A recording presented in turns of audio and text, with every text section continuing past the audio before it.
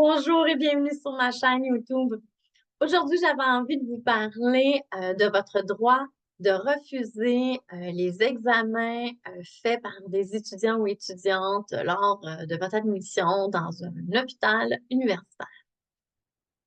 Donc, sachez que en aucun cas, euh, un résident ou un étudiant en médecine peut être présent dans la salle de travail ou d'accouchement sans votre consentement.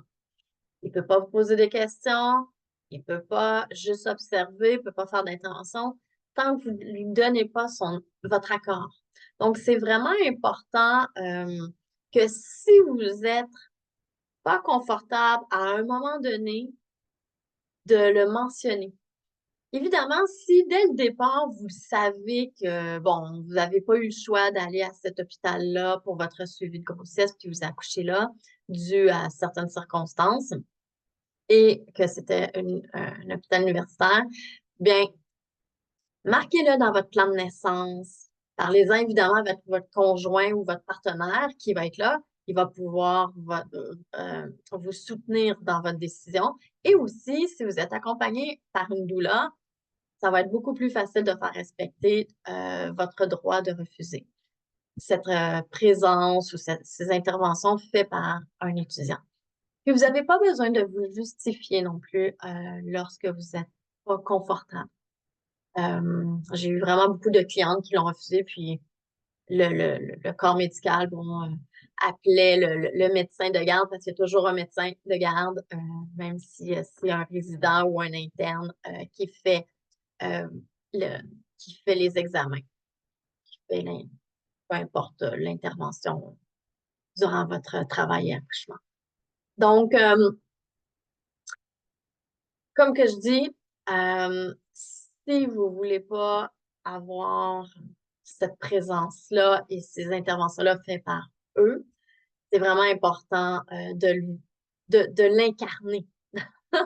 Donc, autant le mettre sur notre plan de naissance, d'en parler dès qu'on arrive à la maternité, lors de notre travail actif ou au début du travail.